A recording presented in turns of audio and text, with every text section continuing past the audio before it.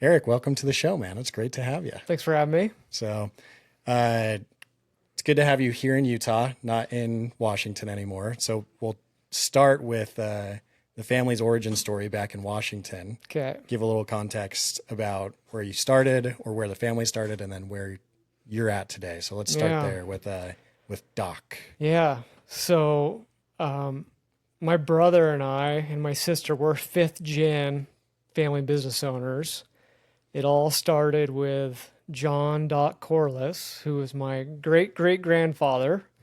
He moved to Sumner, Washington to be a doctor. He had a crazy story, big past. I think he was in Alaska for the gold rush. Sweet. He had political aspirations, but ultimately ended up in Sumner, hoping to be a general doctor. I think the second doctor in the city of Sumner is what I was told.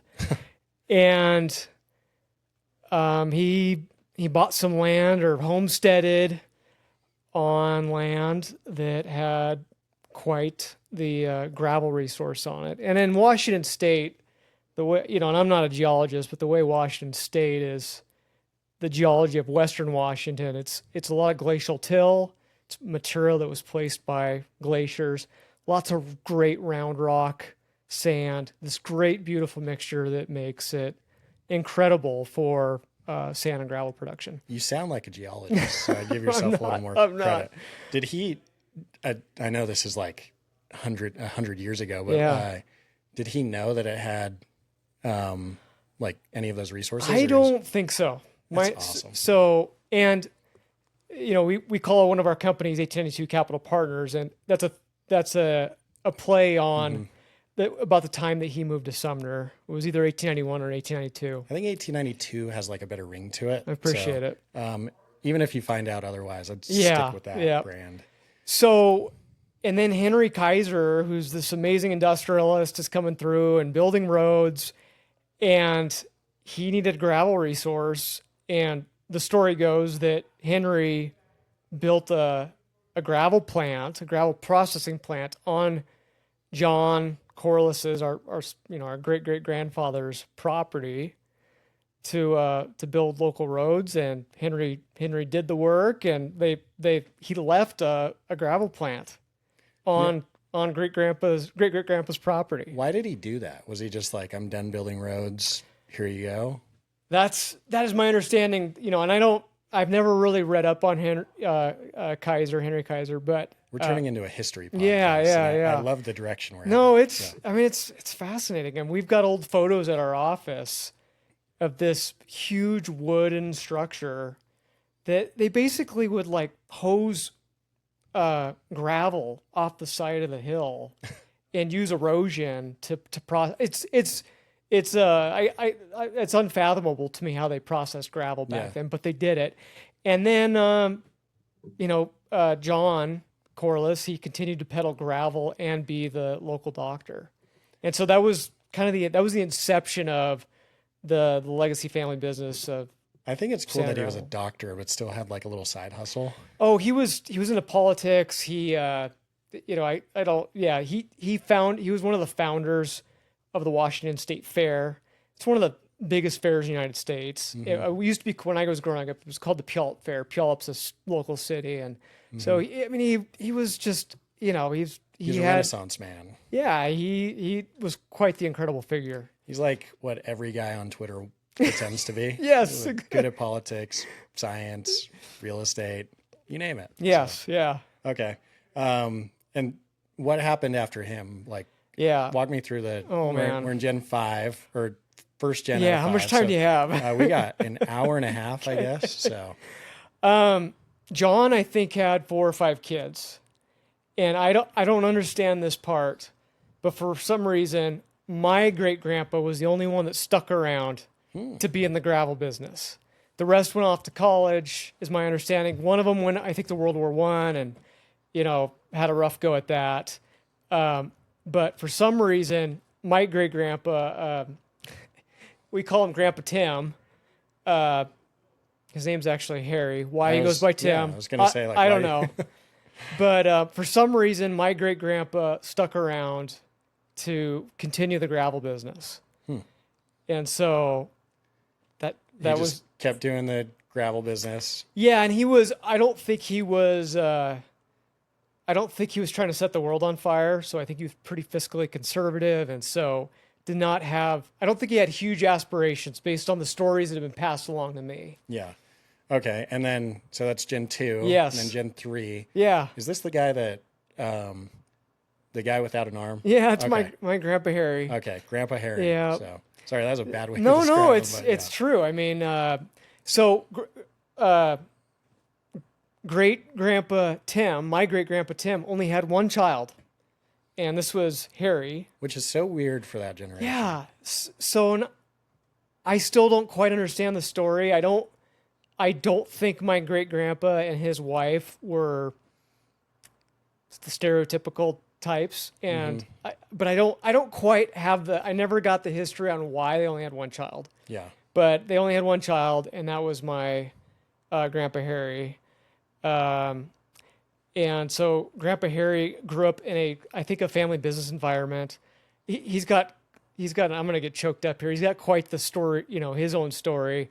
For some reason, he was shipped off at 3 to Tacoma, Washington to live with another family, a Japanese family. Why? I don't know. It's awesome. But he's shipped off, I guess so great grandpa Tim can focus on the business. I don't know the story there, and it's kind of a mystery at this point. I've tried to find more details on this, and we're actually working on a family book, but I'm still trying to piece the puzzle together here. When you launch it, we'll put the Amazon link in the show No, notes it's for internal use, but I guess if it's interesting I'll buy a enough. copy. Okay, appreciate it. Okay. And so let's talk more about his story then. Yeah. So Grandpa Harry, he went off to World War II at the age of 16. He lied about his age. I think he did that. He wanted to pick where he wanted to go. So he went in the Navy, and he became a diesel mechanic, which I think kind of plays into the family business story eventually. But yeah, so he goes off to World War II.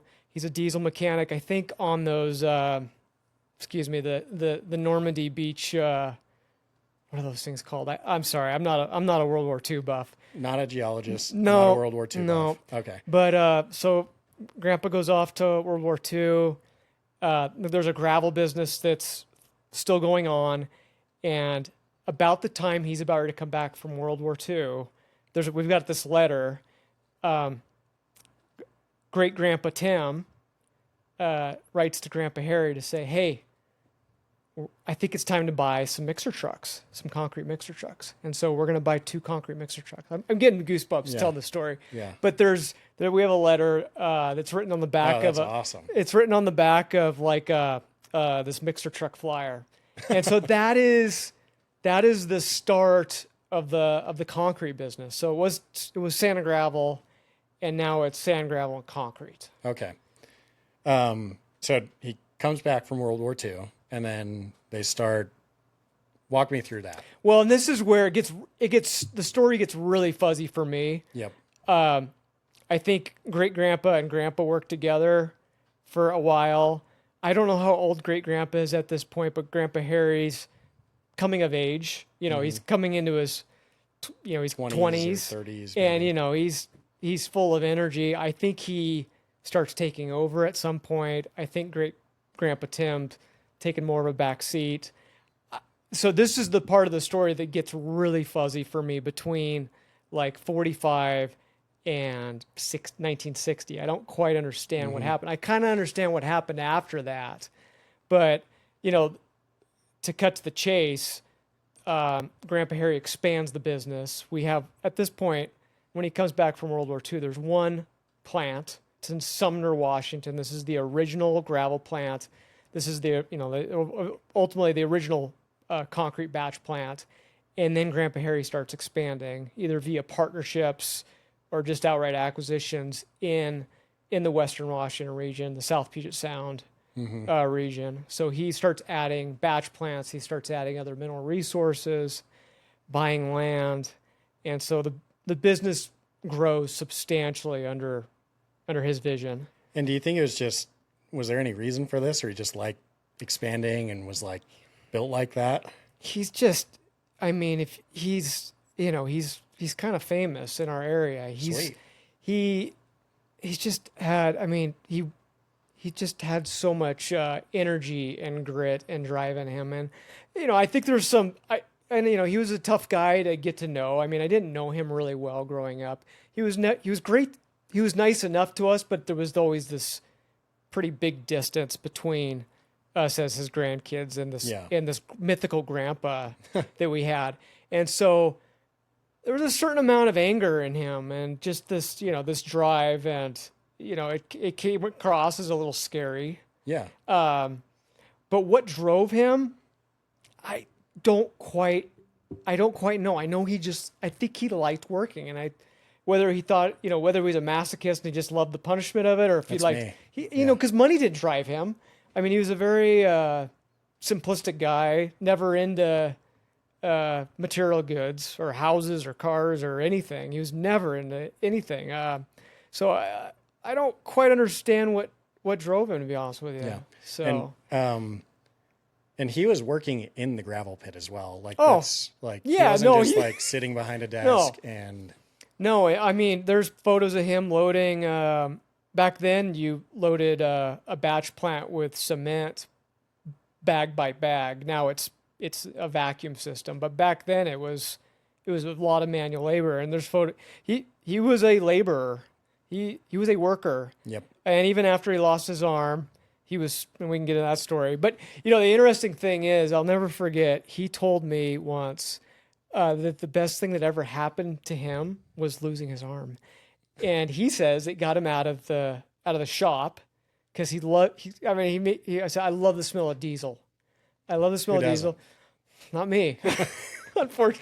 Yeah. But he said that losing his arm got him out of the shop and into the office. That was what he told me. He probably told me that right after I started working in my early 20s, and I'll never forget those words. So you didn't have to work in the gravel pit to learn that lesson? No, in fact, we can get into this if you want to. The way that I was brought up with my dad and the dynamics with my grandpa, it really wasn't an option for me to work in the gravel plants. Like, do you think that's like a safety reason, or yeah? Just like... my dad and my grandpa had a very complicated relationship, and I witnessed it growing up. I mean, it wasn't a healthy father-son relationship. Putting aside money and business, it wasn't healthy. And then if you add the variable of money and the variable of a business, it was super unhealthy. And so my dad, Scott, I think this is true, but I'm going to say he thought he was doing us a favor, saying like, look, you can't come work here right now. You can work here later, but you're not going to come work in the pits. You're not going to be part of this. This negative. There was, unfortunately, this happens in family businesses. There was a lot of negativity and drama and discord and disagreements, and so my dad tried to kind of shield us from that. Yeah. So how did that transition work then? Like, Grandpa Harry is running the business, then your dad takes over, and then how does that go? Yeah, I mean, it's a complicated story, and so when just to back up, when I was growing up, I mean, Grandpa was the boss. Like, he owned if not the whole business. I don't know when ownership started transitioning to my dad and uncle. But growing up, I mean, Grandpa that was it. The buck stopped with him. He was the decision maker. My dad would use the word tyrant. Yeah. At times. Of course. So that was when I was growing, my exposure to the business in like junior high and high school was very murky. There was very little transparency. And so I knew that there was I knew we had a sand and gravel and concrete business. I knew we owned real estate, but really didn't have any context whatsoever.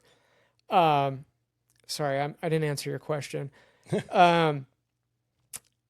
The ownership really and the leadership really started transitioning about the time I came to work after college in 2003.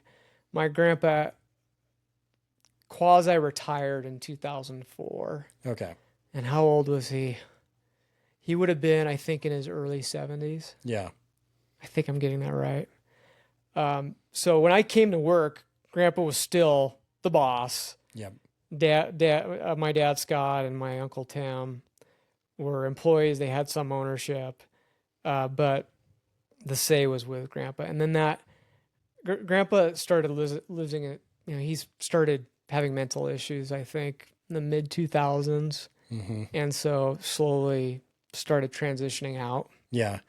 And so you joined in 2004. Were you on the sand and gravel side of the business or the real estate business? And maybe we should back up and talk a little bit about Grandpa Harry's real estate ventures. Yeah. So I'll just let's hear. I'll rewind here. Grandpa, from my point of view, it appeared that Grandpa spent every dime he had on real estate. Oftentimes, to the detriment of the sand and gravel business, I think. Mm-hmm. He was, still we're probably one of the largest landowners in our region, but at the time, I think he was probably number one. Real estate and sand and gravel go hand in hand. You need real estate, you need mineral resources to have a sand and gravel and concrete company, especially in Washington State. It's uncommon for a sand and gravel business to not own their own mineral resources. I mean, we do have some royalty agreements like with Weyerhaeuser and such. Oh, interesting. But in our region, and this is very, I think, region specific, but for the most part, the sand and gravel operators, they've got concrete and they've oftentimes have their own mineral resources. Not always. Like, again, we had a royalty agreement with Weyerhaeuser, and I think Grandpa saw buying real estate as an avenue to more sand and gravel. And he also just had an attitude about philosophy about real estate. Like, look, they're not making any more of it. Oh yeah. And so I'm going to buy real estate, and it's, there's a finite supply of real estate. And so, one more thought is, and I don't think he always had like a vision for every piece of property he bought. Certainly he did on some, but others, I think he thought, I'm making a good deal and I'm going to buy this and I'll put it on the shelf. That's the message of the podcast, is if you buy real estate for a long enough time horizon, you'll make money. So as long as you don't lose it. Yeah, so. that's the key. And, oftentimes the sand and gravel and concrete business supported the real estate ventures. That was where the cash flow came from. Mm-hmm. And so without that cash flow from that legacy company, the real estate wouldn't exist. Yeah. And, we have competitors that I think focus more on building out their sand and gravel and concrete business as opposed to buying real estate. And, so the sand and gravel business grew to a certain size geographically, and it kind of stopped. And I think part of that reason, we can get into this. Like, first of all, it's hard to permit a concrete batch plant or to go permit mineral resources. But also, I think my grandpa's focus was on real estate. I think he ultimately, if he had a vision, I think his vision was that ultimately we would no longer be in the sand and gravel or concrete business, and we'd be in the real estate business. Yeah. So I guess to go back to the previous statement. So you started on the real estate side, not the sand and gravel. No. So when I came to work, the real estate was a bolt on of the sand and gravel business. Okay. It was this hot, and if I call it a hobby, then I think I'm disrespecting what a grandpa accomplished, but he did not have an operating team built around the real estate. And so he would rely on the sand and gravel and concrete administrative staff. He'd have a few consultants on hire, and it was just this mishmash. So when I came to work, differentiating between the sand and gravel business and the sand and gravel and concrete business and the real estate, it was near impossible from a financial perspective, from a legal perspective. They were just completely commingled. It was just this ball. I mean, my grandpa was not super organized. He would buy real estate with whatever entity had cash, it seemed like. And so, so when I came to work, I stepped through the door thinking I was working for a sand and gravel business a family sand and gravel business that owned some real estate. Mm-hmm. So I didn't like immediately go jump it. There was no real estate silo to go jump into. Yeah. It was dabbling in everything. I want to talk about the sand and gravel business because I just have no idea how they work. Like I texted you a few months ago because someone was like, "Hey, you should buy the sand and gravel pit." And I'm like, I don't know what I'm doing. I'll talk to Eric. It's a tough business. Yeah. So how does that even walk me through it? Explain it like I'm 5 years old. Like, so I bring you some land and it has mineral resources on it. Permitted? Sure. Okay. I checked in with my brother today to make sure I have my timelines correct on permitting a mineral. So if you have a permitted mineral resource, you could export that material just raw somewhere else to be processed. You could sell it as is, but we call that bank run material. So sand and gravel straight out of the hillside is called bank run. Why is it called bank run? I'm not sure. Yeah.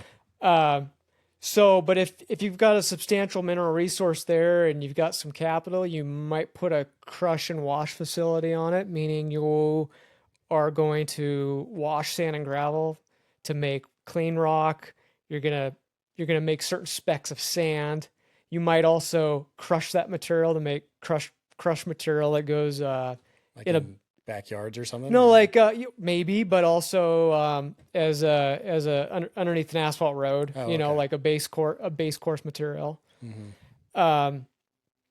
To do the washing, you gotta have water. You need water. Yeah. And you better have a water right, because you're not gonna be paying municipal water rates to wash. Hopefully not. Yeah. So is it like you gotta buy someone with a river, basically, or how? This is where it gets very region specific in my experience, and I got to tell you, this is where this is more my brother's silo than mine. We'll get him on for just gravel pits. So that's all we'll talk about. So, but in Washington State, every sand and gravel processing plant has a water right, and they either acquired that strategically or it came grandfathered.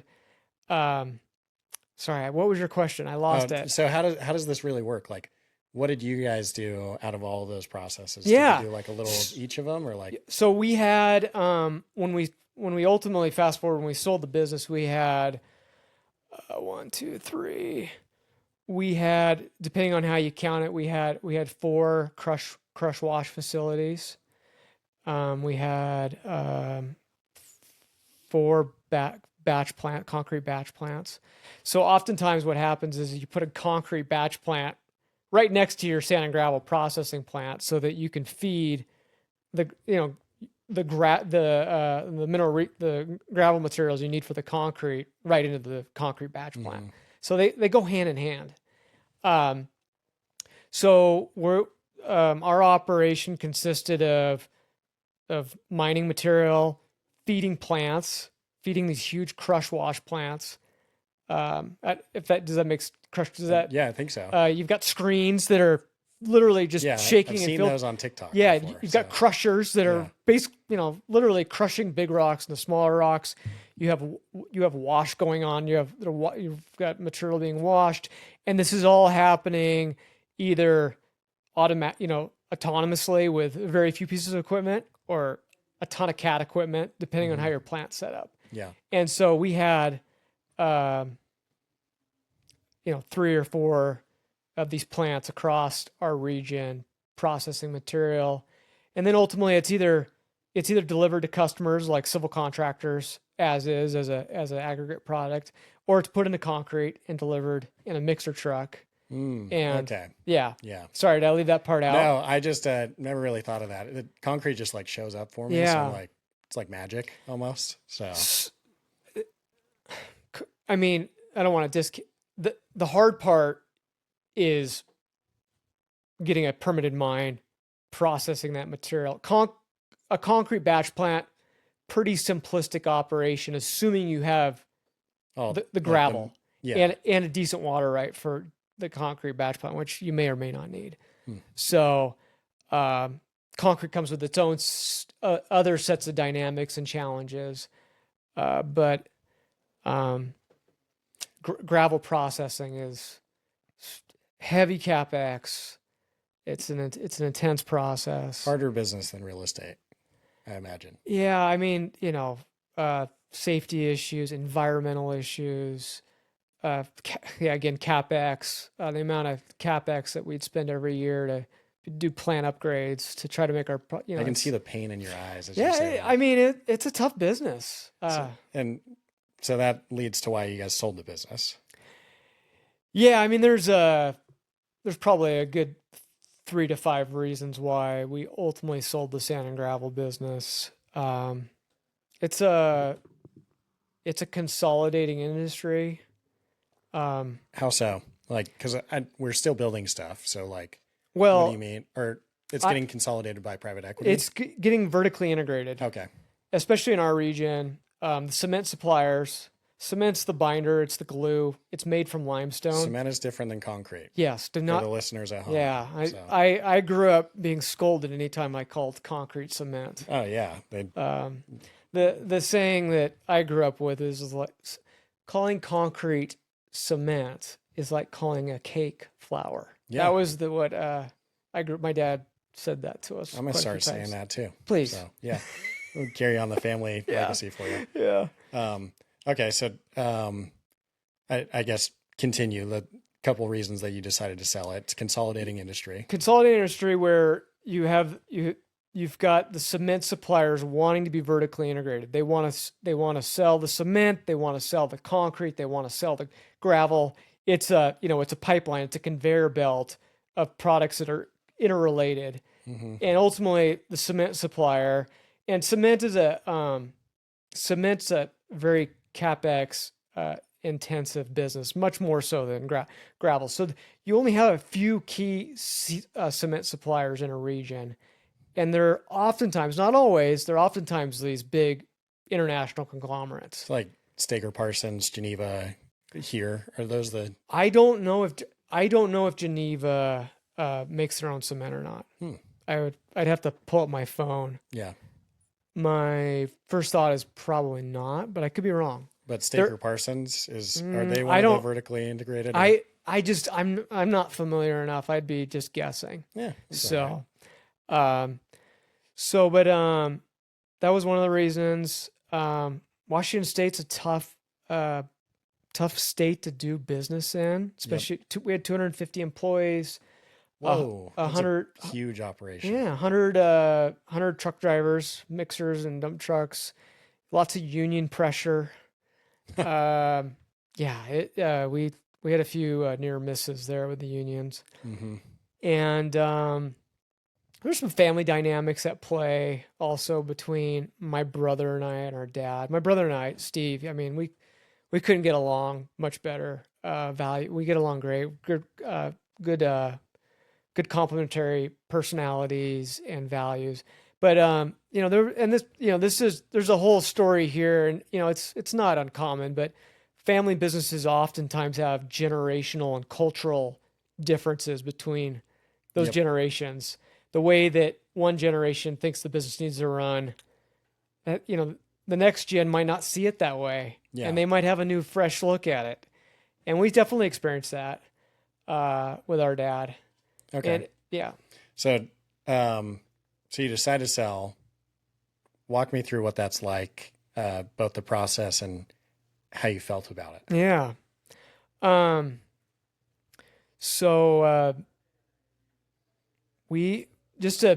I could set the environment a little bit more, in 2019, after many years of negotiation, my brother and I and our sister bought our uncle out of his holdings in both the real estate and the sand and gravel business.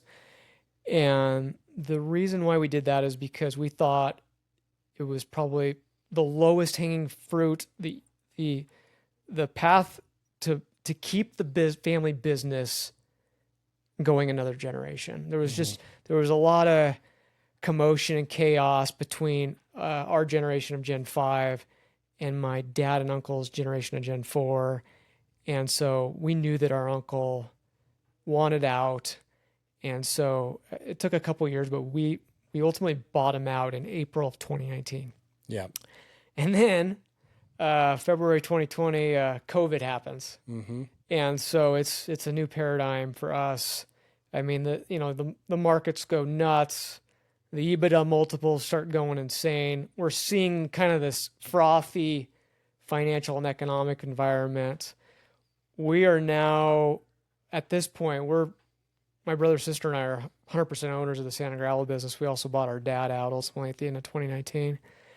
But we were trying to respect his wishes on how to keep the family business going, how he wanted to see the sand and gravel business go. And frankly, we couldn't figure it out. We could not figure out. And my brother was really the one that pushed us. He saw the EBITDA multiples. He saw the pressure of running a sand and gravel business in the state of Washington.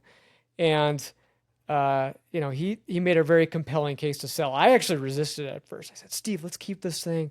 Let's figure out how to professionalize this. At this point, this is a family-ran business. It's like selling an organ. 250 employees, very flat org structure. Mm-hmm. And my brother was about as stressed as he could possibly be. And it was just, we decided, like, look, this just can't keep going. And the numbers look too good. And sales have just skyrocketed through COVID too. Like, our sales were insane. And, it's so funny. February 2020, we think the sky's falling. And then, a year later, it's I'm like, so rich. Yeah, it's like, holy smokes, what is going on? Yeah. And so ultimately, and we started talking about this. Sorry, I'm mixing up dates. Ultimately, the family decided early 21 that we needed to try to sell the business. We didn't know if we could do it, but we tried to do it. We needed to try. So did you hire like a investment banking? We did the full song and dance. We could have probably just sold to our cement supplier, which is what happens often, is the cement supplier is a strategic buyer. But we thought that it was best for the family and best for the business that we go to market and try our darndest to find the highest and best bidder. Mm-hmm. And so we hired an investment banker, and I was on the periphery of this. The credit goes to my brother on this. I played a role, but a small role.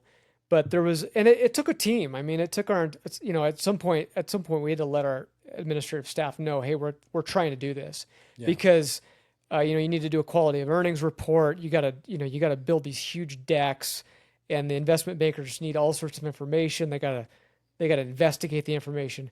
And so it was basically a sprint from about April 21 till we ultimately sold on December 31st, 2021, New Year's Eve. Wow.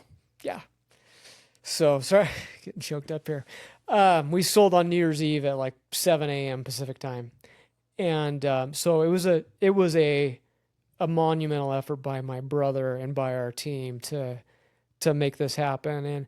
And these guys that buy businesses for a profession, like, they've done this 100 times. They know what's around the corner.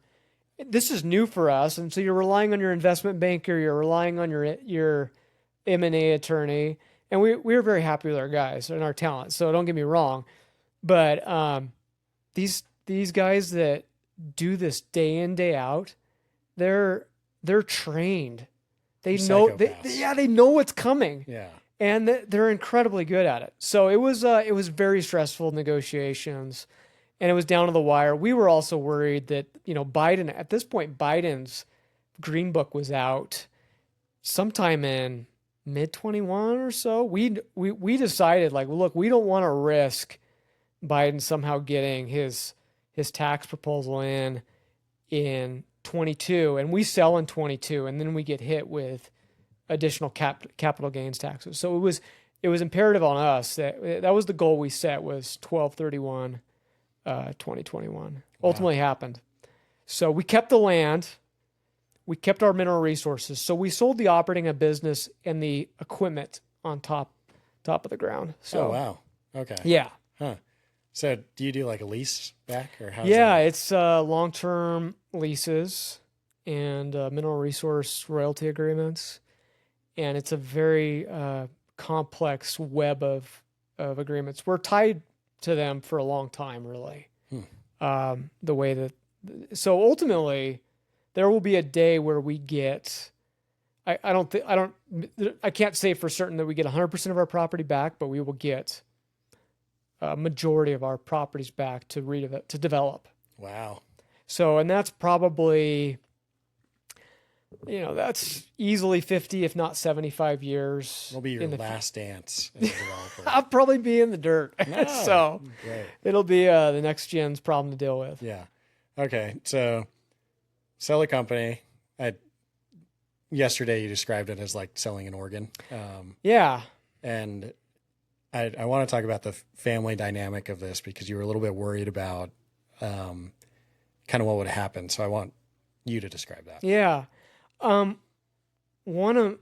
Steve and I are fifth gen, and my sister's a passive owner. She's right there beside us, but this is 5 generations of luck and fiscal conservatism and hard work, like a combo of that. What the pie chart is, I don't know. Yeah. It seems like it's a lot of luck, but there's 5 generations of this that made this happen, and to sell that legacy, to sell that operating company, it felt like, now we had all this real estate, at this point, the real estate's turning into an operating company, but it doesn't feel like an operating company like the sand and gravel and the concrete business, Corliss Resources, the way that was. And so one of my major concerns in selling the business, just philosophically, was like, are we going to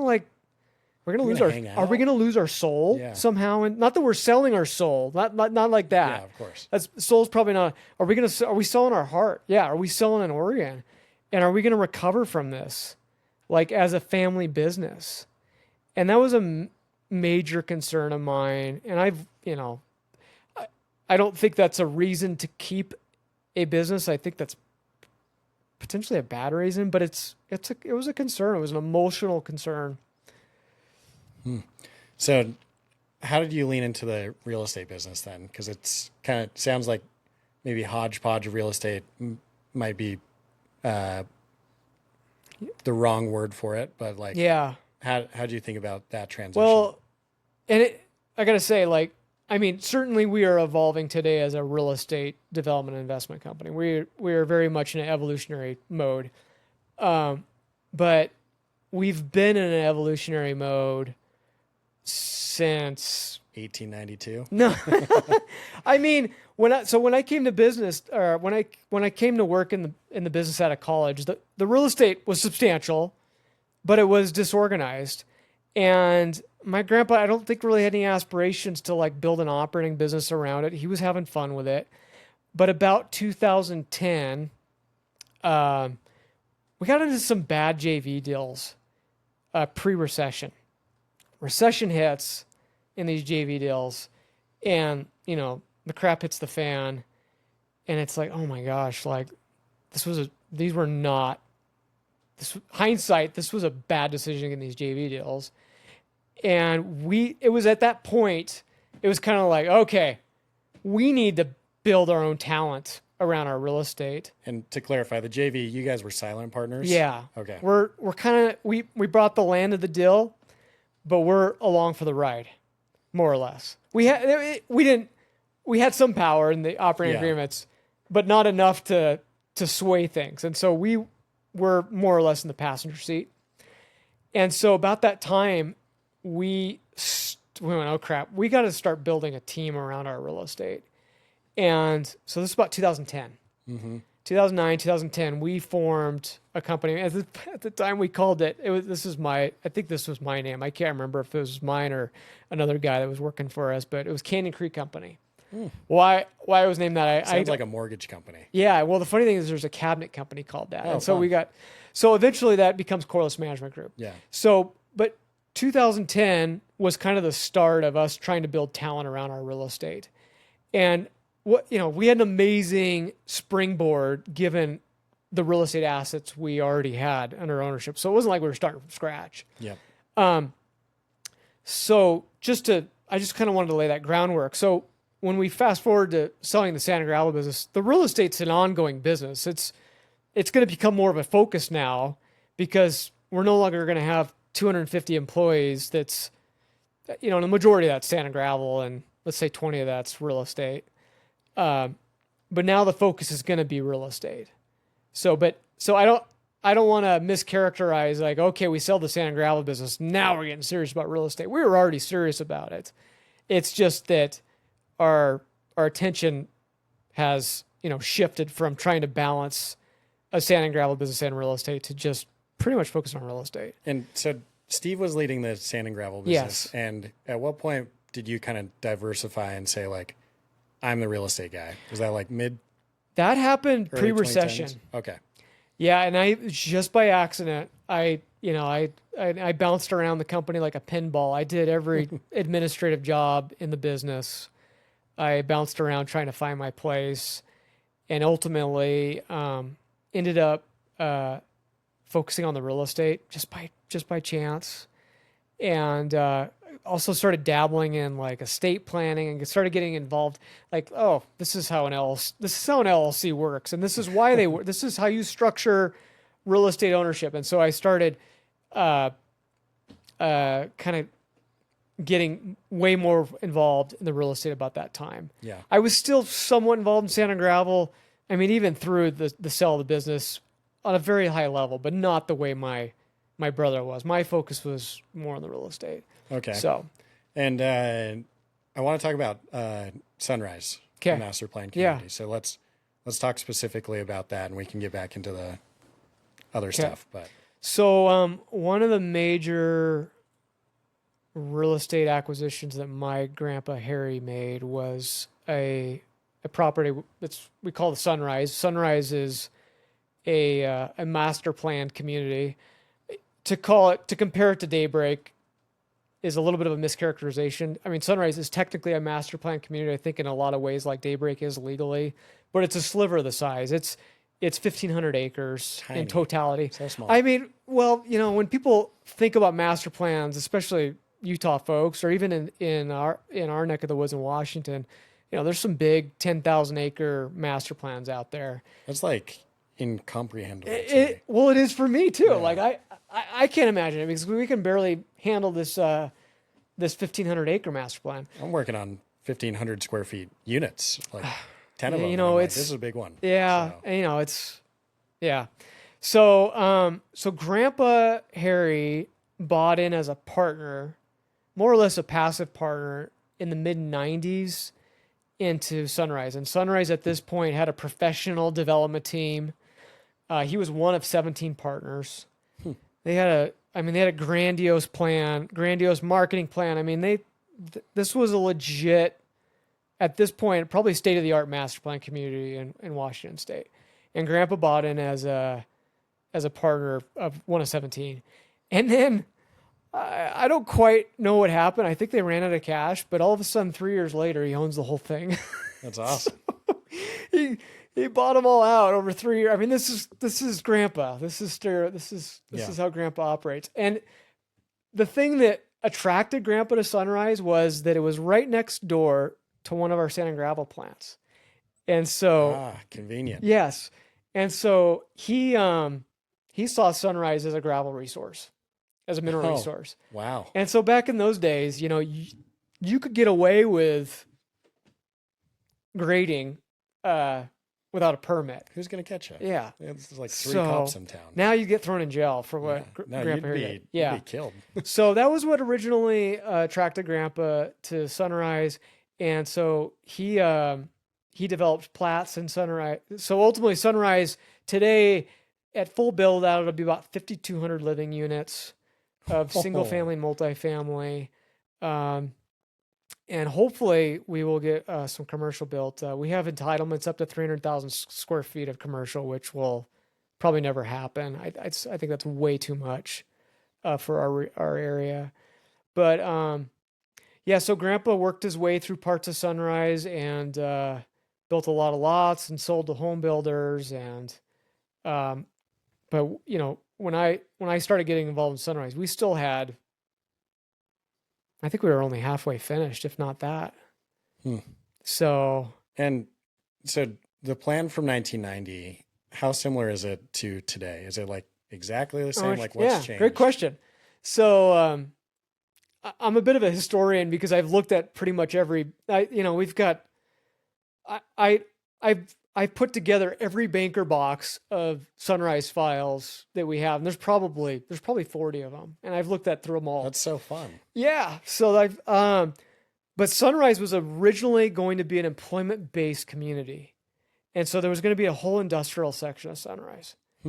And so Sunrise has changed drastically from when it was originally being entitled in the 1980s.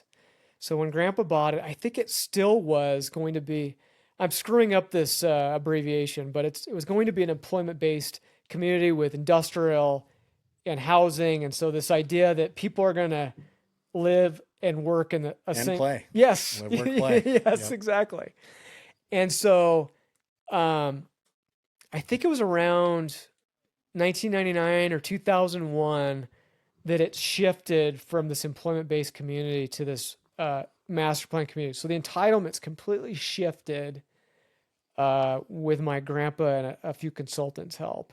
This was before I had started, but I certainly looked over the files. Yeah. So why do you think that was? Like, did they say we actually don't want any jobs here and we want more people, or like? Yeah. I never have read over. I've never done a deep dive on the files. My assumption was at this point there was other big industrial areas that were big employment-based areas that were going to probably compete, and also, looking at it with complete hindsight, I mean, there's a complete there's an undersupply of rooftops of single-family housing, multifamily housing in our region in the Pierce County, Washington area. And that's south of Seattle, right? Yeah, this is south of Seattle an hour. Yeah. It's east of Tacoma, 20 minutes, a half hour. Cool. Okay. So what does it look like today? It's a mix of it's 5,200 housing units. And what is the breakup between like single family versus great question. Apartments?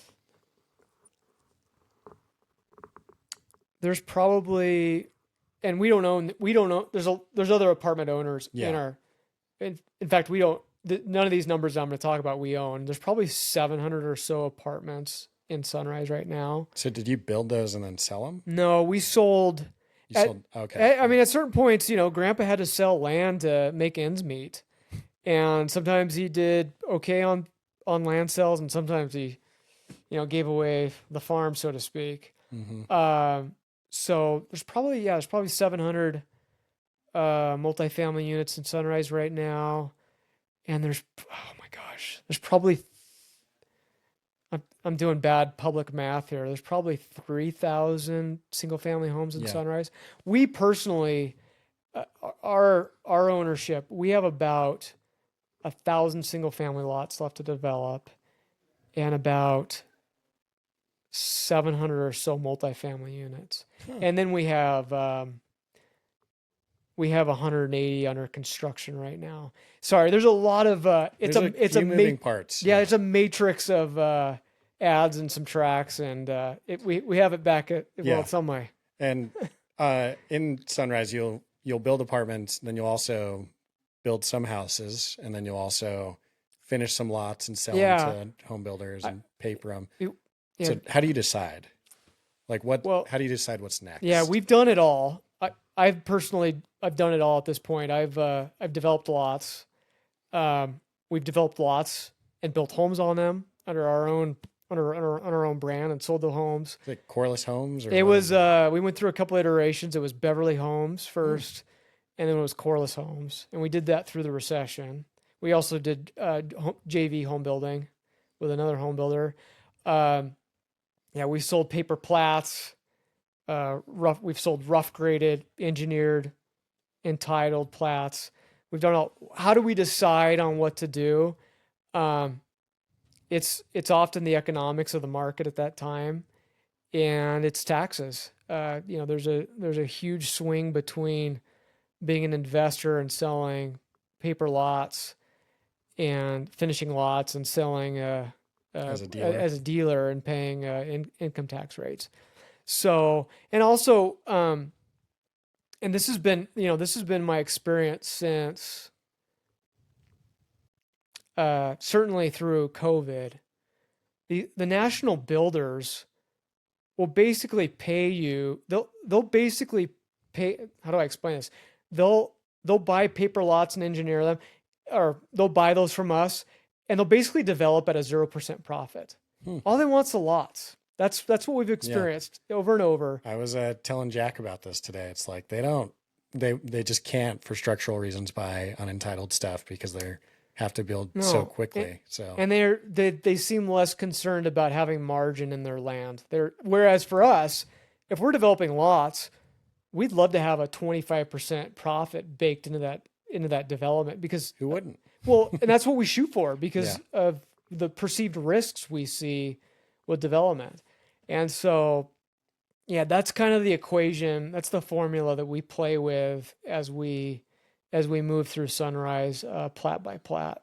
Okay. So, and you build like 100 houses a year or so. Is that right? For me, like as a home builder, as a company, yeah. Oh, no. So we closed down shop as a home, but yeah. We did that through the recession. Okay. And we did it as a way to move lots. I personally found home building to be very gratifying. I enjoyed it. It is fun. It was fun. But I had very wise people that have been around a lot longer than me saying that your money's in the land. Yeah. Quit screwing around with this home building and sell lots. Mm-hmm. And so I saw the light. See, that's what I want to do, but just like one or two like really cute homes a year. Yeah, I mean, yeah, go for it. Yeah, I don't blame you. I enjoy it. So yeah, we shut down home building probably in 2015, and so it was a flash in the pan for us. No regrets.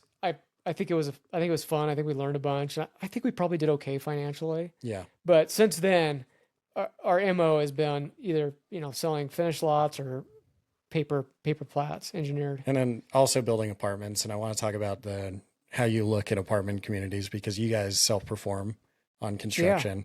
Yeah. And I think something that you said yesterday was like, I can't believe everybody doesn't do this. So let's talk about that. Like, you've got this 200 unit apartment complex or something like that. You're ready to go. How are you looking at that development? Yeah. So we have a longtime friend and advisor. His name's Bill, and Bill's been around the block quite a few times, and he's an apartment developer, and he's been a single family developer. He founded and ran a community bank, very well versed in real estate. And as we moved through our single family lots, the writing was on the wall. We had multifamily land to deal with. And it was a question of, do we go hire a third party general contractor and manage the contractor and pay market rate?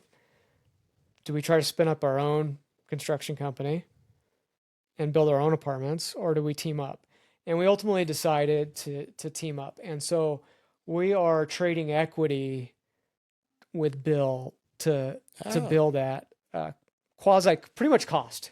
Mm-hmm. We're building at cost.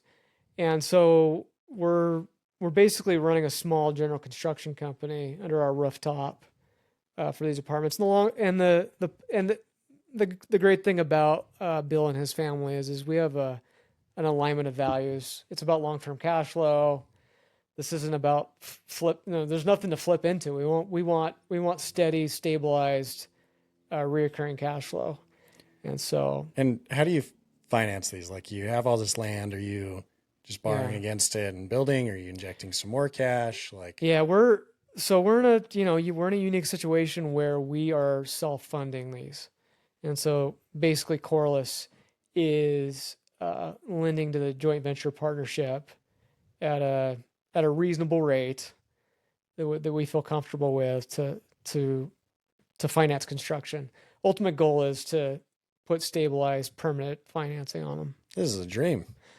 Yeah, it's a good setup. I mean, You can say that. Yeah, I think it's good for Bill's side. I think it's good for us. It's a very fiscally conservative way to build apartments. And I acknowledge that our situation is kind of unique, but we've chosen to go this route and utilize our capital this way. Well, it is a unique situation, but there's so many other people who would go out and just lever to the tilt and try and conquer the world and then just lose everything. Yeah. So not us. Yeah. And then when you build these communities, are they like 200 units per community and like some sort of amenity package and like 3-story walk up, or what do these? Yeah. So right now we've got a complete mix, and it's partially a constraint of our land and the way that our master plan community is designed and the land uses that go along with that. And so, for instance, we're building a 120 unit, 3-story garden style complex with a rec building, no pool, right? Oh, sad. So the cool thing about this project is we just finished a 9-acre regional park right next door, splash pad, play field. So there's this beautiful amenity right next door that's part of the master plan. And so, and then, we had a piece of property just down the street we could fit 64 units on. And so that's going to be like a phase 2 of this. So the next project that's in our master plan community that we're going to build, that at this point doesn't have a name. We call it Area 27. It's a 400 unit project, 2 phases, the whole 9 yards, beautiful pool, beautiful rec building. So we're kind of covering our bases of amenities of different apartment types here. Yeah. So, okay. Let's talk about succession planning. I know you're very passionate about that. So, something I admire about generations that have lasted this long, or families that have lasted this long, is like no one screwed up and bought a bunch of like NFTs or anything like that. So, how do you think about the next generation and just in general? Yeah. Steve and I, we don't get to, I never feel comfortable like calling myself a founder of anything. Like, and Steve doesn't either. Like that word causes me to kind of wince, we have founded things, we've done things, but we look at ourselves as stewards first. We're stewards of this. And, we feel a tremendous sense of gratitude that we've been able to survive this long, that my dad did what he did and put up with what he did, and that my grandpa did what he did, that everybody did something and that they worked, there was luck, that we're still here. And so and maybe we put too much of a burden on ourselves, and I don't want to sound like a martyr because I don't feel that way at all. But we look at ourselves as stewards first. And so we're trying to build something to pass along to the next gen.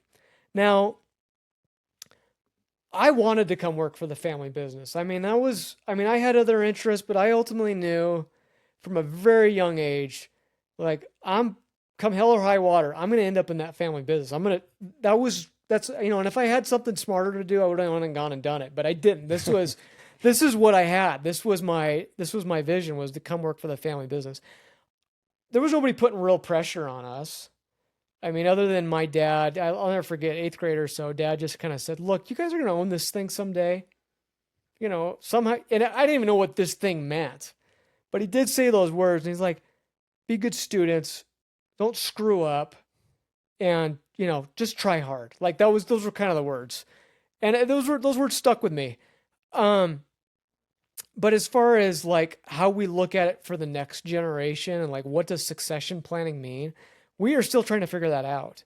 We've set some very, my brother, we all have 3 kids. So there's 9 of the next gen. I'm Gen 6. And they range in ages from infant to 14-year-old twin boys. And, there's no expectation that you got to come work for the family business. You're obligated to this thing. It's not like that. We have set some ground rules on like, hey, look, if you want to come be a part of this thing, and we actually have built, I'm sorry if I'm bouncing around. You can feel free to put some rails on me here.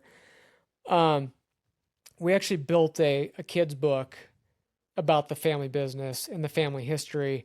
And we've also started, that's fun. We've sprinkled in some expectations. So it's not like, they're not hard lines, but they're like, hey, if you want to come work for the family business and you want to like be in a managerial role, we'd like you to go work somewhere else. We'd like you to go get a college degree. Here's the expectations. And so we've started sprinkling those in. I mean, certainly this is too young. My 7-year-old, she's too young for this. But the 14-year-olds, there's, if you read enough family succession books, there's such a varying level of there's a huge spectrum of philosophies on this. Yeah. Don't tell your kids anything. Don't tell them what the family owns at all. And then other people say, be a complete open book. And at this point, I'm probably somewhere in the middle. And so we are very much, succession planning, I think, is a moving target, and we are actively pursuing that target. I don't think you ever reach it, but we're meeting as a family, basically once a quarter. We have a big annual family meeting every summer. The kids get invited. We talk about business. We talk about family. So we're trying to start planting the seeds of communication. But like, what's it look like for the next gen? Like, what are they going to come into if they want to work there? Or what are they going to own? Like, I mean, that's something we talk about every week. And do we professionalize this business? I mean, right now, this is owner-operated business. That's, Steve and I we operate at some level. We certainly have amazing talent around us, but we're involved in we're the business. Technically operators. Yeah. Should we continue to be? I don't know. And these are things that we think about, often. So, I will say, I mean, I'm super passionate about this because I didn't really have the luxury of this other than the little talk Dad gave. Grandpa didn't communicate with Dad real well. Dad probably didn't communicate with us great on this topic. And so the path forward was very murky for us. Even into my 30s, like I felt like I was swimming in a muddy river.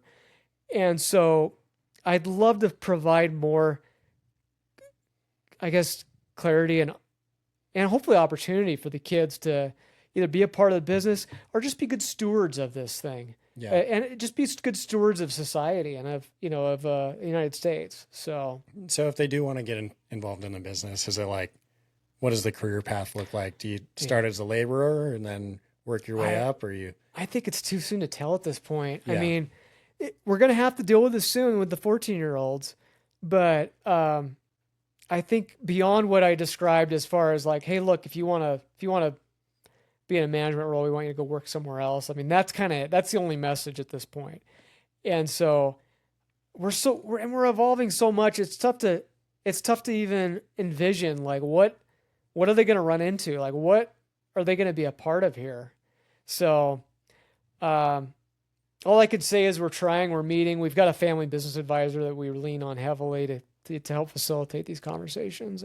And a question on this topic is, you mentioned you have a great team, and every interaction I've had with your team has been great. Thanks. I think the dynamic is a little bit different when it's a family company, because it is hard for, and you can tell me if I'm wrong here, but someone in the organization, it is difficult for them to have really strong upward mobility when a family's involved, because it feels like. Absolutely. So how do you incentivize those people and keep them around when they know that like there is, maybe nepotism's the wrong word, but like there is that dynamic at play?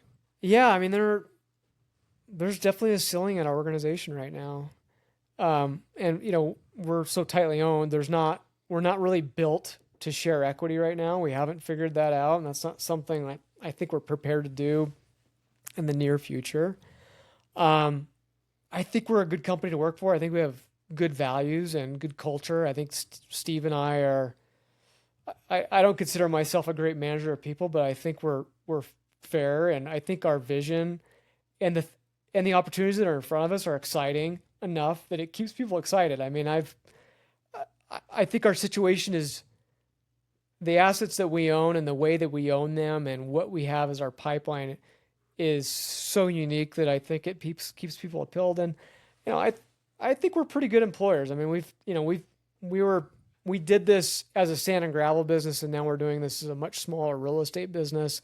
And so, we've got some good experience, and we've got some good team members that help us build that culture. We're very focused on trying to build a tangible culture where if somebody comes to work for us, they know what our values are, and they're readily apparent. They don't need to read them in a manual. Handbook. Yeah, right. You mentioned kind of the pipeline, and I kind of skipped over this because we've talked so much previously, but like you sold the sand and gravel business and launched the lending platform. And so I want to talk about the lending platform, how you look at it, kind of investment philosophy on it, why it was a bolt-on kind of to your other stuff, and then what you think that pipeline looks like for the other stuff outside of Sunrise. Yeah. I don't, and I feel like we take this approach in a lot of places in business. We first look to make sure we know the right people in an industry before we go jump into it. And so I say that to say that if I didn't know Charlie Farnsworth, who you've had on the podcast, and if I wouldn't have known Bill Schur, who with his banking background, I don't think we would have gotten to private lending. So it was like the equation was right in front of you. The formula was like right in front of our face. Like, oh, we know this great guy who has been a private lender for all these years. We know this amazing guy who knows real estate like the back of his hand, especially in Washington State. And we have capital to play with. And then we've got this amazing real estate development team. So we're already well versed in real estate. So the formula just kind of like presented it itself. It's like kind of bitch you on your ass almost. Yeah. And it's like, well, let's try this. Let's experiment. Yeah. So let's dip our toe in the water. Like there's very rational reasons right in front of us as to why this makes sense. If we would have known Charlie, I don't know if we would have went like searching for a private lending expert to like bring on our team. I don't know. Yeah. So that's, it definitely feels like private lending definitely as a developer investor in real estate, it feels like a bolt-on. We rely on our administrative team. It's similar underwriting criteria. But even with that, it was like everything just kind of, the stars aligned as far as the talent. Mm-hmm. And something interesting with the private lending platform is almost everybody I know has, if they run a lending platform, they have some sort of a warehouse line. And I joke that there's just like lenders all the way down. Like someone always owes someone money. Yeah. But you guys don't. So what's the reasoning behind that? Well, and conservatism, it's just fiscal conservatism. We're happy with the returns we're happy with our risk adjusted returns, and we don't see any reason to hit notch the cruise control up another 5 miles an hour. We're happy with our risk adjusted returns. Mm-hmm. And I will say, I agree with you. I love the private lending because there's so many ways to operate just in private lending. I think there's a lot of private lenders out there that operate that you don't even know exist, that are just playing with their own cash. But there are certainly guys that are levered up. I mean, I listened to a podcast the other day, guy. I couldn't, my jaw hit the table when I heard how much leverage this guy was running. And we couldn't sleep at night. Yeah. Running some sort of aggressive leverage. Yeah. So, life's too short to put notes on notes. And the way that we operate the private lending, we're very boutique. Like there is no box. It's, it's a squiggly line that, connects. It's a shape. So we're very picky about, what we lend on, and we get to choose. We can say yes or no, and we often do. And,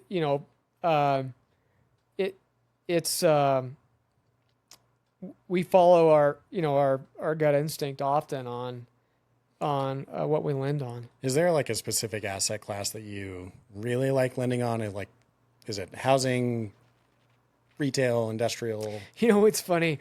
We've had this just happened by chance. We've had really good luck with Airbnb cabins up near Mount Rainier. I don't know if I want to say that on camera, but we've done these guys.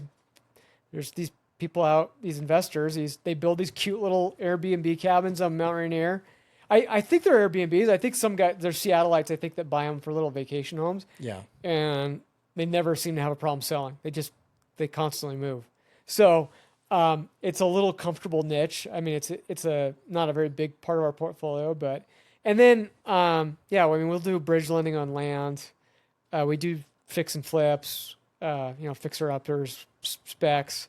We're all over the map. I mean, I can't, no interest in office, certainly. I mean, we've actually, stating the obvious there, but we are picky. I mean, we're very choosy, and anybody can hit the eject button on a deal, and we don't do the deal. Yeah. So, I guess we've kind of talked about this over the course of the podcast, but this is all the Corliss family's money. Do you ever have any plans of taking outside capital or anything different than what you're doing in that regard, as far as like the fundraising side of it? Yeah, I mean, admittedly, it's probably a shiny object for me more so than anybody else on the team. We talk about it. I'm just brainwashing you. Yeah, well, we've kicked it around. We have decided, I don't know, we keep kicking the can. I keep bringing it up, and it keeps getting kicked. I wouldn't be surprised if there was a future version of Corliss that was bringing on money either in multifamily development or private lending. Mm-hmm. But it's not on the immediate horizon. And that's for the next gen. I hope it's sooner than that. Yeah. But my brother and I have talked about this over and over, and we look at taking on other people's money as there's a weight there. There's a gravity to it. See, it's so interesting because you look at the people who are fundraising online, they don't have that much empathy. They look at it as just like a tool, a piece of leverage that they can use. And I found that most of the people that don't raise outside money probably have the character that's better than the people who are. So interesting dichotomy there. Yeah. But so I want to bring this home. You live in Utah now. You moved from Seattle. You want to do some deals in Utah. What can our vast audience bring for you? Yeah. After they take it to me. Okay. You get second dibs. Fair enough. Yeah. We've done quite a few self-storage acquisitions. We've been buying multifamily land. We're certainly a multifamily developer. We've done a lot of acquisitions of Class B, Class C industrial. We don't mind ugly. So I moved to Utah first for family. I love this state, and I love living here, even if I don't do one penny of business here. But yeah, ultimately, I'd love to do business here. Yeah. So yeah, we're interested in self-storage, ugly industrial, multifamily. We pretty much have a big 1031 once a year, if not twice. I mean, I don't see that changing. I think we're gonna, and that's kind of been our story for the last 4 or 5 years. And that's the paper lots. And so we're converting illiquid land into stabilized assets. And so we're not looking to hit home runs. We're looking for steady returns. And so we've got capital to play with. Cool. In the form of 1031 cash. Sweet. Well, if you're a broker and listening to this, send them an email or Twitter or something. I don't know. How do you want people to reach out? I'm not very active on Twitter. I'm such a lurker. I got to get over my stage fright. Yeah. But so LinkedIn or email. If you put my email in the show notes or our website, you can always reach our website, corlissco.com. Cool. I'll tell you where to send the referral fee. Cool. So, yeah, sounds good. Eric, this has been great. Hey, thanks for having me on. I appreciate it. Yeah.